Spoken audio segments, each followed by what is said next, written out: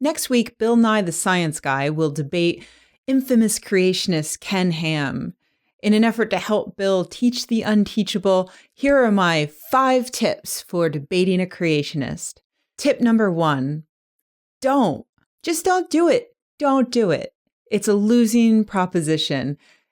Rather, just, go and teach science and critical thinking on your own terms, in your own time, to your own audiences. Okay, but I hear some of you saying, but Rebecca, I'm well versed in the science of evolution. Surely I can debate a creationist. So, okay, here's tip number 2.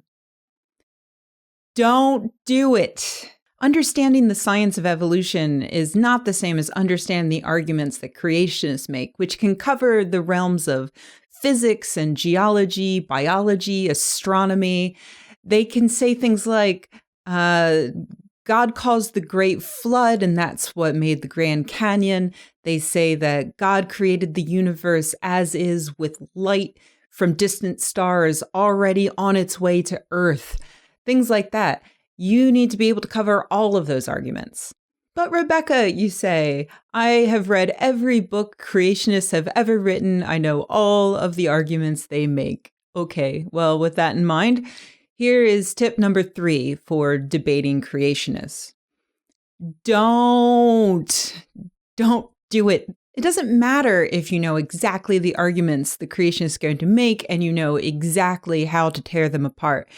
Thanks to a little thing I like to call Gish's first law of bullshit, which states that for every 1 minute of bullshit that is spewed, it requires 1 hour of explanation to debunk. And that's not even considering highly concentrated bullshit like this.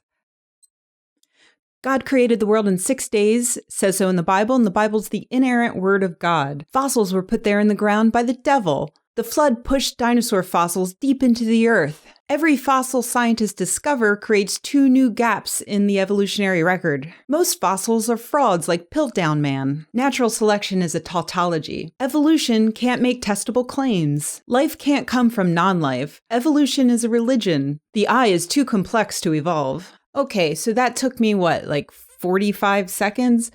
And it would take you about 45 days to untangle that huge mess and explain everything that's wrong with it.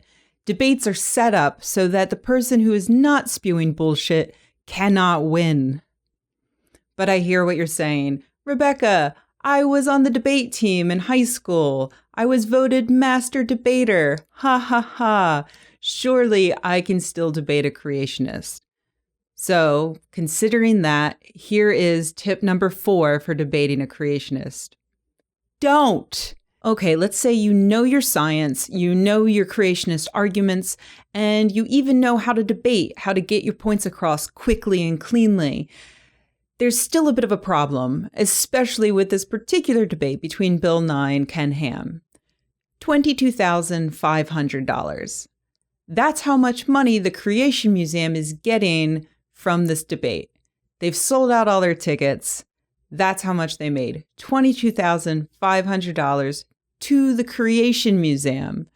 Yes, okay, it's a drop in the bucket compared to their yearly operating budget, but that's still a lot of money. It is basically like Bill Nye the Science Guy has written a check to the Creation Museum for $22,500.